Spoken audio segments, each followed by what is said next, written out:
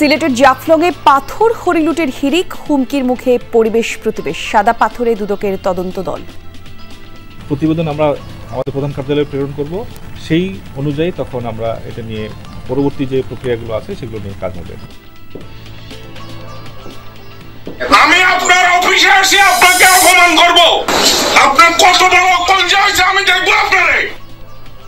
কুমিল্লায় বিএনপির সাবেক এমপির ভাইরাল অডিও নিয়ে তোলপাড়। শিক্ষা বোর্ড চেয়ারম্যানের ওপর ক্ষিপ্ত হওয়ার কথা স্বীকার, কিছুটা এডিটও করা হয়েছে দাবি আব্দুল গফুরের। রাজশাহীতে বিপদসীমা ছুঁই ছুঁই পদ্মার পানি, ডুবছে চরাঞ্চল। লালমনিরহাটে তিস্তার পানি বেড়ে ফের প্লাবিত নিম্নাঞ্চল। পানি ঢুকে যাওয়ার কারণে আমরা যে বাড়ির থেকে বাইর হব এমন অবস্থাও নেই। আবাদি যে ফসল রোপণ করা হয়েছে এগুলো নষ্ট হয়ে যাচ্ছে। ভবদহে জলাবদ্ধতায় দুর্বিষহ লাখো মানুষের জীবন। জোয়ারের পানির সাথে টিকে থাকার লড়াই মনপুরার 15,000 মানুষের। টেকসই বেড়িবাঁধের দাবি। বহুত কষ্ট, বিয়েতে নহনি একটু বাতাস চলে হানি দিবি। এক বুক পানির ভিতরে বসে থাকি, দাঁড়ায় থাকি, বাচ্চাগুলো নিয়ে অনেক সমস্যাতে থাকি। বাবা ছেলের নেতৃত্বে সংঘবদ্ধ দলে দেশ জুড়ে ডাকাতি। নাটোরের চিনিকল এবং রাজশাহীর হিমাগারে লুটপাটের ঘটনায় গ্রেফতার 2 জন। তারা এই 24 জন লেবারকেই হাত পা বেঁধে দেশীয় অস্ত্রের ভয় দেখিয়ে তারা জিম্মি করে রাখে। দেশ বরেণ্য শিক্ষাবিদ, সাম্যবাদী তাত্ত্বিক অধ্যাপক যতীন সরকারের মৃত্যুবরণ। আজীবন শিক্ষক হিসেবে রেখে গেলেন অমর সৃষ্টিকর্ম।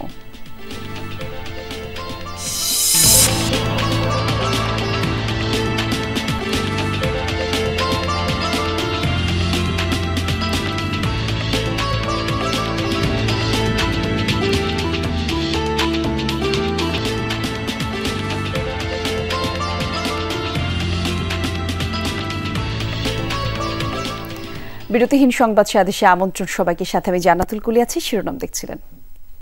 ভোলাগঞ্জের সাদা পাথরের পর এবার পাথর খেকোদের চোখ পড়েছে জাফলংয়ে। প্রশাসনের ব্যর্থতায় দিনে রাতে সমান তালে লুট হচ্ছে জাফলংয়ের পাথর। নজরদারি না থাকায় 4 ভাগের 1 ভাগ পাথর লুটে নিয়েছে পাথর খেকোরা। তবে ঘটনাটি গণমাধ্যম এবং সোশ্যাল মিডিয়ায় ছড়িয়ে পড়ায় শেষ পর্যন্ত ঘুম ভেঙেছে প্রশাসনের। আজ সাদা পাথরে অভিযান চালিয়েছে দুদক। জাফলং অপরূপ সৌন্দর্যের জন্য পর্যটকদের আকর্ষণের স্থানটিতেও নজর পড়েছে লুটেরাদের। দিনে রাতে সমান তালে চলছে পাথর লুট। উপজেলা প্রশাসনের হিসাব অনুযায়ী গত বছরের 5 থেকে 12 আগস্টের মধ্যে মাত্র 7 দিনে লুট করা হয়েছে 1 কোটি ঘনফুট পাথর। এরপরেও নির্লিপ্ত থাকে প্রশাসন। সেই সুযোগে আরও বেপরোয়া হয়ে ওঠে পাথর খেকোরা। গত 1 বছরে কি পরিমাণ পাথর লুট হয়েছে তার কোনো হিসাব রাখারও প্রয়োজন মনে করেনি দায়িত্বপ্রাপ্ত প্রশাসনের কর্মকর্তারা। 2024 সালের এই সরকার পতনের পর থেকেই মূলত জাফলং লুটপাট হচ্ছিল। পরবর্তী সময় স্থানীয় জনসাধারণ এবং প্রশাসনের তত্ত্বাবধানে এই পাথর লুটপাট বন্ধ হয়, কিন্তু সম্প্রতি 3-4 দিন থেকে খুব বেশি সাদা পাথরের লুটপাট শেষ হওয়ার পর থেকেই জাফলং 0 পয়েন্টের পাথর লুটপাট শুরু হয়েছে। তারা এখানে বাসাবাড়ি থাকে, তারা চিন্তা করে নিয়ে পাথর যাচ্ছে। তারা মনে হয় রাত্রে দিনে তারা পাথর নিয়েছে। বিডিআর তো পুরা ডিউটি দিতেছে না, এগুলো বন্ধ করতেছে না। আজকে 2 দিন যাবত যেভাবে প্রশাসন এটা টহল দিচ্ছে, কিংবা আমাদের এলাকায় স্থানীয় লোকদেরকেও সাথে নিয়ে প্রশাসন এটা আপনার দেখভাল করছে। যদি এরকম দেখভাল করে জাফলং আশা করি কখনো সাদা পাথর হবে না। লুটপাট আরও ভয়াবহ আকার ধারণ করে গত কয়েকদিনে। সিলেটের অন্যতম পর্যটন স্পটের প্রাকৃতিক সৌন্দর্য ধ্বংসের এমন তাণ্ডব দেখে ক্ষুব্ধ ভ্রমণ পিপাসুরা। সম্প্রতি বিষয়টি নিয়ে গণমাধ্যম ও সোশ্যাল মিডিয়ায় আলোচনার সৃষ্টি হলে ঘুম ভাঙে যেন স্থানীয় প্রশাসনের। এখানে আসি আমি পুরোই হতাশ যে এখানে ওই যে সিলেট ভোলাগঞ্জের মতো এখানেও আমার মনে হয় যেন পাথর লুটপাট হয়েছে এবং সামনের দিকে মনে হয় যেন হতে পারে এরকম একটা আশঙ্কা দেখা যাচ্ছে। এটা হচ্ছে আমাদের সম্পদ, আমাদের রক্ষা করতে হবে, কিন্তু অসাধু কিছু ব্যবসায়ীদের জন্য আমাদের এই সম্পদটা হারায় যাচ্ছে। অন্যদিকে অবিরাম লুটপাটে মরুভূমিতে পরিণত হওয়া সাদা পাথরে অভিযান চালিয়েছে দুদক। ঘটনাস্থলে পৌঁছে স্থানীয়দের কাছ থেকে পাথর লুটের তথ্য-উপাত্ত সংগ্রহ করে দুদক দল। সাদা পাথর এলাকায় আসার আগে রাস্তার 2 পাশে অনেকগুলো এরকম পাথর ক্রাশার মেশিন আছে এবং এগুলো দৃশ্যমান অবস্থায় দেখা যাচ্ছে। বড় বড় পাথরগুলো ভেঙে টুকরো টুকরা করা হয়েছে, যাতে এগুলো তারা মানে বিভিন্নভাবে পরিবহন করে দেশের বিভিন্ন জায়গায় বিক্রি করতে পারে বা ব্যবসা করতে পারে। সাদা পাথরে 1 বছর ধরে লুটপাটের কারণে আর কোনো পাথর নেই বললেই চলে। সারি সারি বিছানো পাথর লোপাটের পর গর্ত করেও লুট করছে দুর্বৃত্তরা। রাহিম সারোয়ার, যমুনা নিউজ। প্রায় 1 যুগ পর রাজশাহীতে পদ্মা নদীর পানি আবারও বিপদসীমা অতিক্রম করার আশঙ্কা দেখা দিয়েছে। হুহু করে পানি বাড়ছে এই নদীর, যাতে এরই মধ্যে ডুবে গিয়েছে চরাঞ্চল, প্লাবিত হয়েছে অববাহিকা নিম্নাঞ্চল। রাজশাহী মহানগর পয়েন্টে আর মাত্র 0.60 সেন্টিমিটার বাড়লেই নদীর পানি পেরিয়ে যাবে বিপদসীমা। আর পানি উন্নয়ন বোর্ডে ঝুঁকি বিবেচনায় টি গ্রেন এলাকায় চলাচল নিষিদ্ধ করেছে। শহর রক্ষা বাঁধে বাড়ানো হয়েছে নজরদারিও।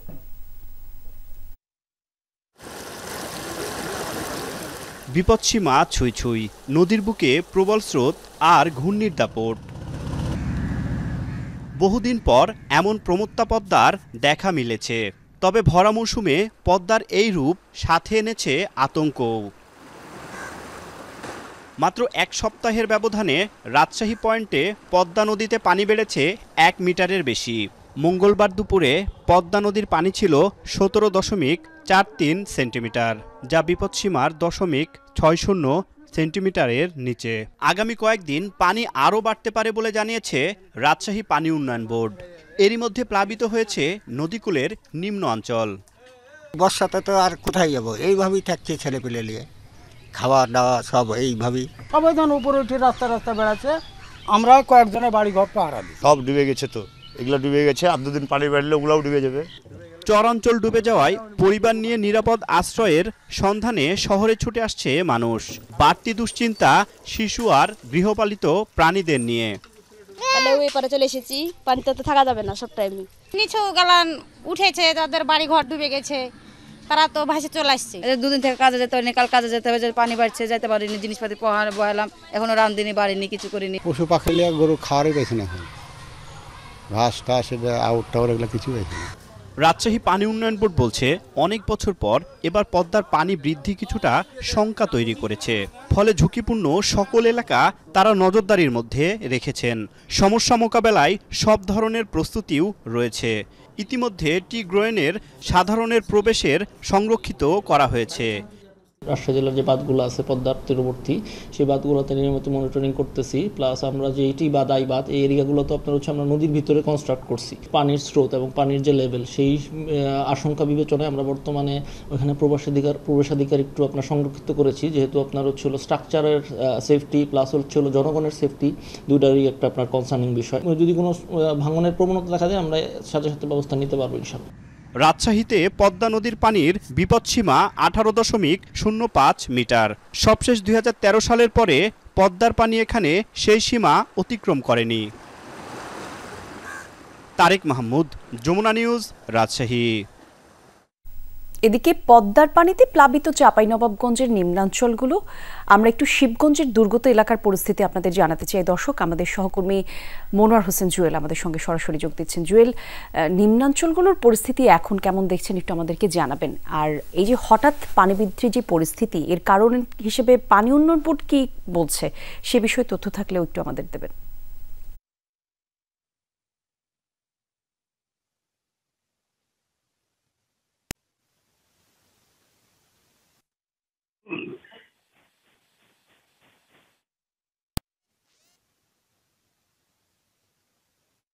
শুনতে পাচ্ছি না, আমরা আবার পরবর্তীতে আপনার সঙ্গে সংযোগ স্থাপনের চেষ্টা করব। আমরা একটু লালমনিরহাটে যাই। দর্শক, উজানের যে ঢল আর বৃষ্টির পানি, এতে করে তিস্তার পানি আবারও বাড়ছে লালমনিরহাটে। একই রকমভাবে সেখানকার নিম্নাঞ্চলগুলিও প্লাবিত হচ্ছে। সেই তথ্য একটু জেনে আসি, সহকর্মী আনিসুর রহমান আমাদের সঙ্গে যোগ দিচ্ছেন। আনিস, এই যে নতুন করে নতুন এলাকা প্লাবিত হচ্ছে, পানিবন্দী এলাকার সবশেষ পরিস্থিতি মূলত জানতে চাই, একটু জানাবেন আমাদেরকে বিস্তারিত। কলি আপনাকে জানিয়ে রাখি, আসলে গতকাল থেকে কিন্তু তিস্তা নদীর পানি বৃদ্ধি পাচ্ছে। আজকে সকালে কিন্তু 7 সেন্টিমিটার উপর দিয়ে পানি প্রবাহিত হয়েছিল। এখন কিন্তু পানি ব্যারেজ পয়েন্টে কিছুটা কমলেও এখনও 4 সেন্টিমিটার উপর দিয়ে পানি প্রবাহিত হয়েছে। আসলে গতকাল থেকে কিন্তু তিস্তা নদীর পানি বৃদ্ধি পাচ্ছে। আজকে সকালে কিন্তু 7 সেন্টিমিটার উপর দিয়ে পানি প্রবাহিত হয়েছিল। এখন কিন্তু পানি ব্যারেজ পয়েন্টে কিছুটা কমলেও এখনও 4 সেন্টিমিটার উপর দিয়ে পানি প্রবাহিত হচ্ছে। আর ব্যারেজের যে ভাটিতের যে আমাদের লালমনিরহাট জেলার 4টি উপজেলা রয়েছে, সেই উপজেলার কিন্তু নিম্নাঞ্চলগুলো প্লাবিত হয়েছে। বাড়িঘরে হাঁটু, কোথাও কোমর পরিমাণে পানি রয়েছে। আমি যে জায়গাটিতে দাঁড়িয়েছিলাম এটি কিন্তু একটা গ্রামীণ সড়ক, পাকা সড়ক, সেখানে কিন্তু হাঁটু পরিমাণ পানি, এখনও হাঁটু পরিমাণ পানির নিচে সড়কটি আছে। আর আমি আজকে সারাদিন ঘুরে দেখেছি যে আসলে মানুষের দুর্ভোগ। নতুন নতুন গ্রামগুলোতে নদী তীরবর্তী এলাকাগুলো কিন্তু পানি প্রবেশ করছে। আর এই প্রবেশ করার কারণে কিন্তু এইসব এলাকার যে রোপা আমন ধান, পাট ক্ষেত, সবজি ক্ষেত, সব বিভিন্ন ফসল কিন্তু পানিতে ডুবে আছে। তারা কিন্তু চরম দুর্ভোগে রয়েছে। আর দুপুরে সকালে কিন্তু জেলা প্রশাসক এসেছিলেন, কালমাটি নামক স্থানে এসেছিলেন। সেখানে কিন্তু তারা বানভাসী মানুষজনের মাঝে কিছু ত্রাণ বিতরণ করেছেন। যেটি বিতরণ করেছেন সেটি কিন্তু বানভাসী মানুষের তুলনায় খুবই অপ্রতুল। তবে পানি উন্নয়ন বোর্ড জানিয়েছেন যে আসলে এই পানি যেহেতু উজানে বৃষ্টি এবং ঢল চলছে, ঢলের পানি এসেছে, এটি আরও 2-1 দিন বিরাজ করবে বলে আমাকে জানিয়েছেন। কলি, ধন্যবাদ আপনাকে আনিস। দর্শক, কিছুক্ষণ আগেই চাঁপাইনবাবগঞ্জের নিম্নাঞ্চলগুলো যে প্লাবিত হয়েছে সেই খবর আমরা আপনাদেরকে জানাতে যাচ্ছিলাম। আমাদের সহকর্মী মনোয়ার হোসেন জুয়েল আমাদেরকে জানাবেন। জুয়েল, যেটা বলছিলাম, আসলে নিম্নাঞ্চলগুলোর পরিস্থিতি এখন কেমন দেখছেন, আর এই যে হঠাৎ করে যে পানি বাড়লো, পানি উন্নয়ন বোর্ড এর ব্যাখ্যা কি দিলেন সেই তথ্য একটু জানতে চাই। কলি, যেটি বলছিলাম যে আসলে চাঁপাইনবাবগঞ্জের যে শিবগঞ্জের পদ্মা তীরবর্তী যে নিম্নাঞ্চল রয়েছে সেগুলো কিন্তু বেশ কয়েকদিন ধরেই পানি বৃদ্ধি পাচ্ছিল, কিন্তু গত 2-1 দিন থেকে কিন্তু হঠাৎ করে পানির মাত্রাটা বেড়েছে। পানি উন্নয়ন বোর্ড যেটা বলছে সেটা হচ্ছে যে আসলে উজানের পানিতে ছেড়ে দেওয়ার কারণেই কিন্তু বা ভারতের যে প্রভাব সেই পানিটাতে কিন্তু আস্তে আস্তে প্লাবিত হয়েছে। যেমন আজকে সর্বশেষ আমাদের পাকা ইউনিয়নের পাংখা পয়েন্টে যে পানির বিপদ সীমা চাইতে 32 সেন্টিমিটার নিচের অবস্থান করছে পদ্মার, এবং মহানন্দা নদীতে প্রায় 83 সেন্টিমিটার কিন্তু পদ্মা নদীর 83 সেন্টিমিটার নিচ দিয়ে প্রবাহিত হচ্ছে। তো সুতরাং বলা যেতে পারে যে চাঁপাইনবাবগঞ্জে বন্যার পরিস্থিতি আস্তে আস্তে অবনতি ঘটছে। কলি, আপনাকে। কুমিল্লায় বিএনপির দলীয় সাবেক সংসদ সদস্যের ভাইরাল টেলিফোন নিয়ে আলাপ চলছে তোলপাড়। আর ওই কথোপকথন শিক্ষা বোর্ড চেয়ারম্যানকে হুমকি দিতে শোনা যায় আব্দুল গফুর ভুইয়াকে। একটি শিক্ষা প্রতিষ্ঠানের পরিচালনা পর্ষদের সভাপতি নির্বাচন করা নিয়ে ঘটনার সূত্রপাত। 3 মাস আগের ওই টেলিফোন আলাপের সময় ক্ষিপ্ত হয়ে ওঠার কথা স্বীকার করলেও সাবেক এমপির দাবি অডিও ক্লিপের গালাগাল সহ কিছু অংশ এডিট করা হয়েছে। কুমিল্লা নাঙ্গলকোটের সাবেক এমপি আব্দুল গফুর ভুইয়া উপজেলা বিএনপির সদস্য। উপজেলার বিভিন্ন ইউনিটের কমিটি গঠন দ্বন্দ্বে বেশ কিছুদিন ধরেই স্থানীয় রাজনীতিতে আলোচনায় তিনি। এবার এক অডিও ক্লিপের কারণে নেট দুনিয়ায় ভাইরাল সাবেক এই এমপি।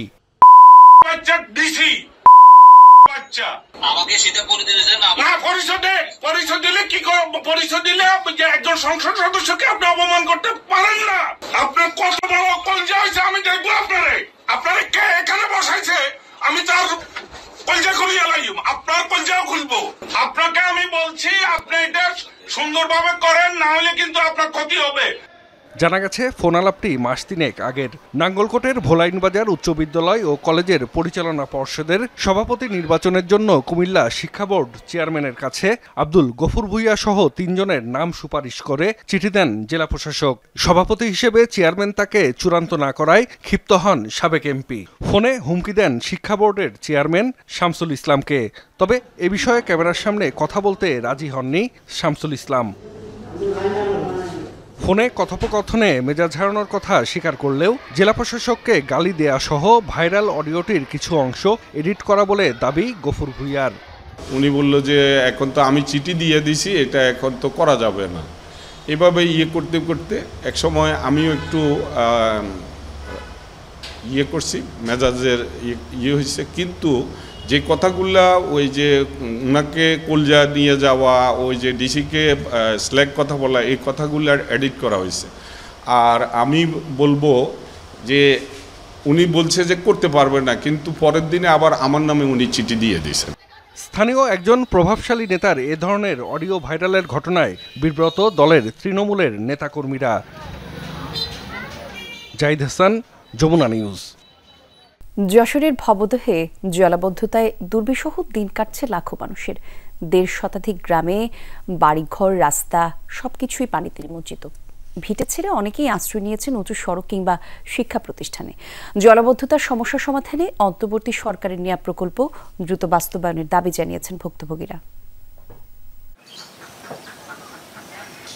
উঠানে কোমর সমান শ্যাওলা ভাসা জল, শোবার ঘর থেকে রান্নাঘর সবখানেই পানিতে টইটম্বুর। বাদ যায়নি টয়লেটও। মাচা বানিয়ে কোনো রকমে বসবাস, রান্না খাওয়া। ২ মাসেরও বেশি সময় ধরে দুর্বিষহ দিন কাটছে যশোর মনিরামপুরের হাটগাছার রণজিৎ রূপা দম্পতির। গোয়ালি জল, রান্নাঘর তলায় গেছে, এবারে বাথরুমে যাওয়ার সমস্যা। বর্ষায় আবারও জলাবদ্ধতার কবলে ভবদহ অঞ্চল। পানিতে নিমজ্জিত মনিরামপুর, অভয়নগর ও কেশবপুর উপজেলার ১.৫ শতাধিক গ্রাম। লাখো মানুষ পানিবন্দী। দুর্গত এলাকার বাসিন্দারা বাড়িঘর ছেড়ে অনেকেই আশ্রয় নিয়েছেন আশেপাশের শিক্ষা প্রতিষ্ঠান কিংবা সড়কে বানানো খুপড়ি ঘরে। ব্যাপক ক্ষতি হয়েছে ফসলের। ঘরের ভিতরে জল, ওর উপরে ইট দিয়ে রাহার করে সেই জায়গায় রান্না বাড়াও আসছে কোনোভাবে। গতবার তো শ্রাবণ মাসের শেষের দিকে রাস্তায় উঠিলাম, এবার আষাঢ় মাসেই রাস্তায় উঠেছি। গরু বাছুর খাতি দিয়া এই কাদা জলের পরে সবসময় চলাচল করা, হাত পা যে খাইয়ে যায়। বছরের অর্ধেকেরও বেশি সময় জলাবদ্ধ থাকে ভবদহের বেশিরভাগ এলাকা।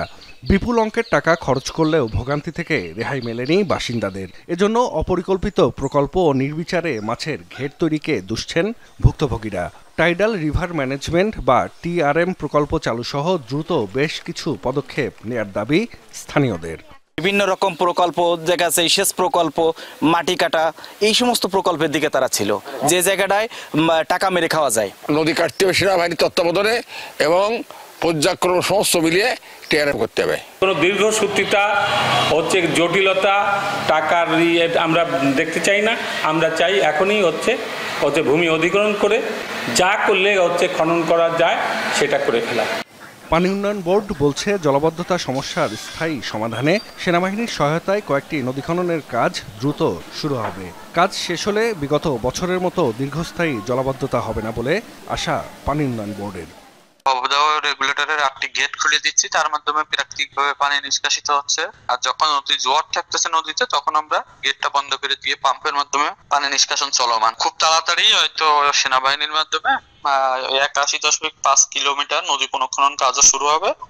যশোরের অভয়নগর, মনিরামপুর, কেশবপুর এবং খুলনার ডুমুরিয়া ও ফুলতলা উপজেলার অংশবিশেষ নিয়ে ভবদহ। এ অঞ্চলের 3টি নদ নদী ও 52টি বিল রয়েছে।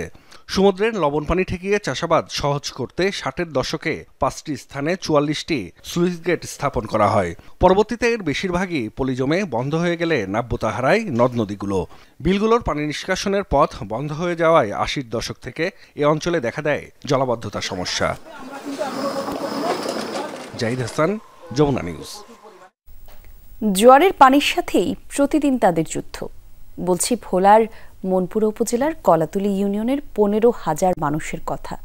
অদ্ভুত শোনালেও সত্যি, সেখানে নেই কোনো বেড়িবাঁধ। ফলে জোয়ারের পানিতে প্রতিনিয়ত প্লাবিত হচ্ছে বসতঘর, দোকানপাট। ফসলি জমি তলিয়ে যাওয়ায় চাষিরা লোকসানে গুনছেন। আর এই পরিস্থিতিতে দ্রুত বেড়িবাঁধ নির্মাণের দাবি তুলেছেন স্থানীয়রা। পানির সাথেই ভোলার কলাতলি ইউনিয়নের বাসিন্দাদের জীবনযুদ্ধ। জোয়ার এলেই বাড়ির উঠোনে জমে হাঁটু সমান পানি। 15,000 মানুষ নিয়ে মেঘনার বুকে গড়ে উঠেছে বিচ্ছিন্ন এই জনপদ। বর্ষা মৌসুমে বাড়ে এই লোকালয়ের দুর্ভোগ। প্লাবিত হয় বেশিরভাগ এলাকা। তলিয়ে যায় বসত ভিটা, দোকানঘর, কৃষিজমি, মাছের ঘের, শিক্ষা প্রতিষ্ঠান সহ বিভিন্ন স্থাপনা। বাড়তি মাত্রা যোগ করে নদী ভাঙন। পানি নিয়ে আমরা ঘরেতে না বাড়িতে পারি না, প্রবেশ করতে পারি না, অনেক কষ্ট কালাস করি। বহুত কষ্ট, বিয়েতে নহনি একটু বাতাস হলে হানি ডুবি যায়, এই ঘরের ডিলা লই যায়, ভেয়া লই যায়, চলা ঘর হয়ে যায়। এক বুক পানির ভিতরে বসে থাকি, দাঁড়াইয়া থাকি, বাচ্চা করে নিয়ে অনেক সমস্যাতে থাকি। তবে এই এলাকার মানুষের দুর্দশা কাটাতে আজও গড়ে ওঠেনি কোনো বেড়িবাঁধ। লোকসানে পড়ে চাষাবাদ থেকে মুখ ফিরিয়েও নিচ্ছেন অনেকে। যার চাষবাস করি ধান এমন দুলটুল যাই করি এগুলা জোয়ারে নষ্ট করে আলায় পানিয়ে। যদি বেড়িবাঁধ হইতো তাহলে আমাদের ক্ষয়ক্ষতিটা হইতো না। জোয়ারের পানিতে পুকুরগুলা ডুবি সবার সিঁড়ি যাইতেছে, সিঁড়ি যায় মাস্টার সব চলে যেতেছে নদীতে। জোয়ারের পানি উঠলে আমরা বাজার ব্যবসায়ীরা অনেক ক্ষতিগ্রস্ত হই এবং আমি নিজেও জামা কাপড় সব ভিজে গেছে, অনেক কাপড় টাপড় জোতাটা। উপজেলা নির্বাহী কর্মকর্তা জানান, কলাতলী ইউনিয়নের বেড়িবাঁধ নির্মাণের জন্য প্রস্তাবনা পাঠানো হয়েছে, যা বাস্তবায়ন হলেই আসবে সমস্যার সমাধান। পাশাপাশি পাল্টে যাবে কলাতলীর চিত্র, এমন আশ্বাস পাওবো কর্মকর্তার। নিয়মিত সমস্যাগুলো হচ্ছে, এটার মূল কারণ হচ্ছে এর চারপাশে কোনো বেড়িবাঁধ নেই। এই সমস্যাটা আমাদের মনপুরের মূল ভূখণ্ডেও ছিল। এর ফলে মনপুরের এই সমস্যাগুলো দূরকরণের জন্য মনপুরের চারপাশে কিন্তু 52 কিলোমিটার ব্যাপী একটি পানি উন্নয়ন বোর্ডের আওতায় একটা প্রকল্প নেওয়া হয়েছে বেড়িবাঁধ নির্মাণের। এই বিষয়ে আমাদের কিন্তু একটা স্টাডি রয়েছে, সেই স্টাডির ভিত্তিতে আমরা কিন্তু একটা প্রকল্পের জন্য প্রস্তাবনা রেডি করতেছি এবং এটা আমরা সবুজ পাতার অন্তর্ভুক্তির জন্য অলরেডি প্রেরণ করেছি এবং এটা প্রাথমিক ব্যয় ধরা হয়েছে 710 কোটি টাকা। মৎস্য ও কৃষি নির্ভর এই এলাকার দুর্ভোগ কমাতে বহুদিন যাবৎ একটি স্থায়ী বেড়িবাঁধ নির্মাণের দাবি স্থানীয়দের। জারিন অর্নি, যমুনা নিউজ। রবীন্দ্র বিশ্ববিদ্যালয়ের স্থায়ী ক্যাম্পাস নির্মাণের দাবিতে সিরাজগঞ্জের উল্লাপাড়ায় রেলপথ অবরোধ করে বিক্ষোভ করা হচ্ছে। এতে প্রায় 6 ঘন্টা রাজধানীর সাথে উত্তরবঙ্গের রেল যোগাযোগ বন্ধ থাকে। সকাল 9টায় উল্লাপাড়ায় রেলগেটে অবস্থান নেয় ছাত্রছাত্রীরা। তার সাথে সংহতি জানিয়ে কর্মসূচিতে অংশ নেন শিক্ষক, কর্মকর্তা, কর্মচারীরাও। আটকা পড়ে অন্তত 8টি ট্রেন। আর আগামীকাল যমুনার পশ্চিম সড়ক এবং যমুনা সেতুর পশ্চিম সড়ক আর রেলপথ অবরোধের হুঁশিয়ারি দেয় আন্দোলনকারীরা। তারা জানায়, বিশ্ববিদ্যালয় প্রতিষ্ঠার দীর্ঘ 9 বছর পার হলেও স্থায়ী ক্যাম্পাস নির্মাণ হয়নি, ফলে মানসম্মত পাঠদান সহ নানা সুযোগ সুবিধা থেকে বঞ্চিত শিক্ষার্থীরা। দাবি আমাদের স্থায়ী ক্যাম্পাসের ডিপিপি যতক্ষণ পর্যন্ত অনুমোদন না দেবে ততক্ষণ পর্যন্ত আমরা তুলতে চাচ্ছি না। যেহেতু রেজওয়ানা এখান থেকে আর কি আমাদেরকে প্রত্যাহার করে গেছে, তো আমরা চাচ্ছি তার কাছ থেকে কোনো কিছু আসুক। আন্দোলনের কারণে আমরা যারা সাধারণ মানুষ আছে তারা বিভিন্ন ধরনের ভোগান্তিতে পড়ছে। দেখা যাচ্ছে যে আমরা বিভিন্ন জায়গায় যাব, আমাদের নির্দিষ্ট গন্তব্যে পৌঁছাতে পারতেছি না। যে জেলাগুলো আছে উত্তরাঞ্চলে সেই জেলাগুলোতে ঝামেলাও হইতেছে, সেই জন্য আমরা যেতে পারছি না। কালকে 3টা বাজে আমার রাজশাহীতে একটা চাকরির পরীক্ষা আছে, তো হয়তো সেখানেও ব্যাঘাত করতে পারে। খুলনায় স্বামীকে হাসপাতালে নিতে গিয়ে অ্যাম্বুলেন্স দুর্ঘটনায় নিহত হলেন এক নারী। সকালে খুলনা সাতক্ষীরা মহাসড়কের বালিয়াখালীতে এই ঘটনাটি ঘটে। আহত হন পথচারী সহ অন্তত 5 জন। পুলিশ জানিয়েছে, রোগী নিয়ে অ্যাম্বুলেন্সটি খুলনা মেডিকেলে যাচ্ছিল। এ সময় বালিয়াখালী পৌঁছালে হঠাৎ নিয়ন্ত্রণ হারায় গাড়িটি। রাস্তার পাশে পানিতে তলিয়ে গেলে ভেতরে থাকা তাসলিমা বেগম ঘটনাস্থলে মারা যান। আহতদের ডুমুরিয়া স্বাস্থ্য কমপ্লেক্সে এবং মরদেহ খুলনা মেডিকেল মর্গে নেওয়া হয়েছে। পিতাপুত্রের নেতৃত্বে গড়ে ওঠা 50 জনের সংঘবদ্ধ ডাকাত দল দেশজুড়ে ডাকাতি করে বেড়াচ্ছে। নম্বরবিহীন 2টি পিকআপ ভ্যান ব্যবহার করে তারা নাটোর, চিনিকল সহ ঢাকার বেশ কয়েকটি আলোচিত ডাকাতির ঘটনা ঘটিয়েছে। সম্প্রতি রাজশাহীর একটি হিমাগারে ডাকাতির ঘটনার তদন্তে নেমে 2 সদস্যকে আটকের পর এই দলের তথ্য পেয়েছে পুলিশের অপরাধ তদন্ত বিভাগ। সিআইডির দাবি, তারা রংপুর চিনিকলের ডাকাতির প্রস্তুতি নিচ্ছিল। 7ই আগস্ট রাতে রাজশাহীর মোহনপুরের এক হিমাগারে হানা দেয় ডাকাত দল। সেখানকার কর্মচারীদের বেঁধে রেখে 66 লাখ টাকার বৈদ্যুতিক যন্ত্রপাতি, তামার তার আর নগদ প্রায় 3.5 লাখ টাকা লুটে নেয় তারা। এই ঘটনার তদন্তে নেমে মঙ্গলবার সন্ধ্যায় ঢাকার আশুলিয়া ও গাজীপুরের কোনাবাড়ি থেকে ডাকাত দলের সদস্য সাজিদুল শেখ ও রুবেলকে গ্রেফতার করে সিআইডি। উদ্ধার করা হয় ডাকাতিতে ব্যবহৃত সরঞ্জাম। তারা এই 24 জন লেবারকেই হাত পা বেঁধে দেশীয় অস্ত্রের ভয় দেখিয়ে তারা জিম্মি করে রাখে। তাদের বেসিক্যালি টার্গেট ছিল সেটাই। সেখানে এই হেভি মেশিনারিসের কিছু সফিস্টিকেটেড যন্ত্রাংশ আছে, যে যন্ত্রাংশগুলো তারা চুরি করে। জিজ্ঞাসাবাদে আটককৃতদের দেয়া তথ্যের উদ্ধৃতি দিয়ে বুধবার দুপুরে রাজশাহীতে সংবাদ ব্রিফিংয়ে সিআইডি জানায়, সিরাজগঞ্জের বেলকুচির সাদেক ও তার পুত্র হাসান বর্তমানে ঢাকায় থেকে এই ডাকাত দল পরিচালনা করেন। তাদের নেতৃত্বে অন্তত 50 জনের একটি দল ট্রাক নিয়ে সারা দেশের কলকারখানা থেকে বৈদ্যুতিক যন্ত্রপাতি, তামার তার ডাকাতি করে। এই দলেরই 14 জন রাজশাহী দেশ কোল্ড স্টোরেজে ডাকাতিতে অংশ নিয়েছিল। নাটোর চিনিকলের ডাকাতিতে অংশ নেয় এদেরই 8 জন। যে নিজস্ব ইন্টেলিজেন্স এবং সোর্সিংয়ের মাধ্যমে আমরা কিছু ডাকাতের লোকেশনকে ডিটেক্ট করতে সমর্থ হই। অ্যাকর্ডিংলি আমরা তাদের পিছনেই এবং এক পর্যায়ে আমরা গাজীপুর এবং সাভার এলাকা থেকে 2 জন ডাকাত যারা সক্রিয়ভাবে অংশগ্রহণ করেছিল তাদেরকে গ্রেপ্তার করতে সক্ষম হয়। সিআইডি জানিয়েছে এই ডাকাত চক্রের সদস্যদের অধিকাংশ সিরাজগঞ্জের। তারা ঢাকায় শ্রমিক হিসেবে কাজ করে। এক এক ডাকাতির ঘটনায় 10 থেকে 15 জন অংশ নেয়। এর বিনিময়ে প্রত্যেকে 15 থেকে 30,000 টাকা করে পারিশ্রমিক পায়। ডাকাতির জন্য তারা 2টি নম্বরবিহীন পিকআপ ভ্যান ব্যবহার করে। একটা মোবাইল ফোন ও সিম একবার ব্যবহার করেই ফেলে দেয়। এই দলের সদস্যদের অধিকাংশের বিরুদ্ধে দেশের বিভিন্ন থানায় মামলা রয়েছে। এরা বেসিক্যালি একটি সংঘবদ্ধ ডাকাত চক্র এবং এরা শুধু আমাদের আশপাশের নয়, এরা দূর দূরান্ত থেকে আসছে এবং আপনি অবাক হবেন সারা দেশের বিভিন্ন জেলার ডাকাতরা একসাথে সমন্বিত হয়ে একটা সফিস্টিকেটেড গ্রুপ হিসেবে কাজ করে। প্রাথমিক জিজ্ঞাসাবাদে সিআইডি জেনেছে এই গ্রুপটি কয়েকদিনের মধ্যেই রংপুর চিনিকলে ডাকাতির প্রস্তুতি নিচ্ছিল। ইনভেস্টিগেশন করতে করতে আমরা বেসিক্যালি শিবলি নোমান, যমুনা নিউজ, রাজশাহী। পঞ্চগড় এবং লালমনিরহাট সীমান্ত দিয়ে 32 জনকে পুশিন করেছে বিএসএফ। পুলিশ জানিয়েছে সকালে পঞ্চগড়ের ঘাগড়া সীমান্ত এলাকা থেকে নারী ও শিশুসহ 23 জনকে আটক করে বিজিবি। গভীর রাতে তাদের বাংলাদেশ ভূখণ্ডে ছেড়ে দেওয়া হয়। আটকের পর 23 জনকে থানায় হস্তান্তর করে বিজিবি। পুলিশ বলছে প্রাথমিক জিজ্ঞাসাবাদে জানা গেছে আটককৃতদের বাড়ি সাতক্ষীরা, যশোর সহ বিভিন্ন সীমান্তবর্তী জেলায়। তাদের দীর্ঘদিন ধরে ভারতে বসবাস করে আসছিলেন তারা। এদিকে লালমনিরহাটের পাটগ্রামের মাছির বাড়ি সীমান্ত দিয়ে ভোরে 9 জনকে পুশিন করে বিএসএফ। তারা সবাই বাংলাদেশি নাগরিক বলে জানিয়েছে বিজিবি। পরিচয় যাচাই বাছাই করে তাদের স্বজনদের কাছে হস্তান্তর করা হবে জানিয়েছে আইনশৃঙ্খলা বাহিনী। এদিকে পতাকা বৈঠকের মাধ্যমে চুয়াডাঙ্গা সীমান্ত দিয়ে 22 বাংলাদেশিকে হস্তান্তর করেছে বিএসএফ।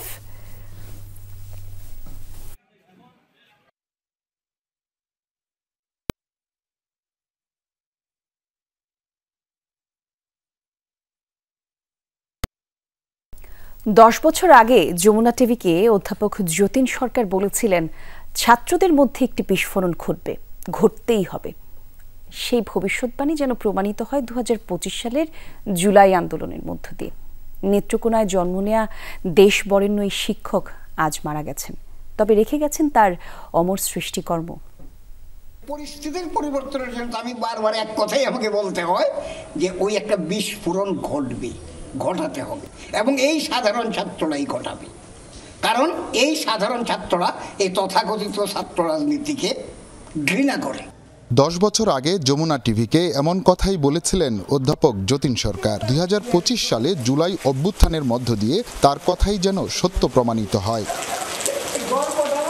1936 সালে 18 আগস্ট নেত্রকোনার চন্দ্রপাড়ায় জন্মগ্রহণ করেন অধ্যাপক যতীন সরকার। তিনি দীর্ঘকাল ময়মনসিংহের নাসিরাবাদ কলেজে বাংলা বিভাগের অধ্যাপক হিসেবে কর্মরত ছিলেন। 2002 সালে অবসর নেয়ার পর ফিরে যান জন্মভিটায়, তবে কাজ করে গেছেন শিক্ষার উন্নয়ন নিয়ে। শিক্ষকতা অবলম্বন করে জীবিকা অর্জন করতেই হবে কারো কারো, এটা ঠিক, কিন্তু জীবিকার কাছেই যদি জীবনকে বিসর্জন দিয়ে যায় তাহলে তিনি কি শিক্ষক হওয়ার যোগ্য? একজন বুদ্ধিজীবী ও প্রাবন্ধিক হিসেবে গুরুত্বপূর্ণ ভূমিকা পালন করে গেছেন তিনি। উদীচী শিল্পগোষ্ঠীর কেন্দ্রীয় সংসদের দায়িত্ব পালনও করেছেন যতীন সরকার। সব কাজের ভিড়ে খোঁজ খবর রাখতেন শিক্ষার্থীদের পড়ালেখার মান নিয়ে। অভিভাবকরাও তার ছেলে মেয়েদের শিক্ষার্থী হিসেবে গড়ে তুলতে চান না, সবাই হলো পরীক্ষার্থী। এখন হয়ে গেছে নম্বরার্থী বা গ্রেডার্থী। 17টি বই ও প্রবন্ধমালার রচয়িতা যতীন সরকার। তার উল্লেখযোগ্য গ্রন্থ সাহিত্যের কাছে প্রত্যাশা, বাংলাদেশের কবিগান, সংস্কৃতির সংগ্রাম, মানব মন, মানব ধর্ম ও সমাজ বিপ্লব, গল্পে গল্পে ব্যাকরণ।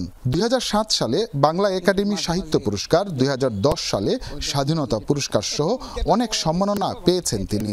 শিক্ষার্থীদের শুধু পড়াতেনই না, করতেন শাসনও। মুহূর্তেই আবার বুকে টেনে নিতেন ছাত্রদের। হচ্ছে আগা পাঁচতলা শিক্ষা ব্যবস্থাকে বদলাতে হবে এবং সেই বদলের বিষয়টি সম্পর্কে প্রকৃত শিক্ষকদের নিয়েই আলোচনার মাধ্যমে ব্যবস্থা সম্পন্ন করতে হবে। স্যারকে এমন হাসতে আর দেখা যাবে না। আজ থেকে আমি পরিচয় দিব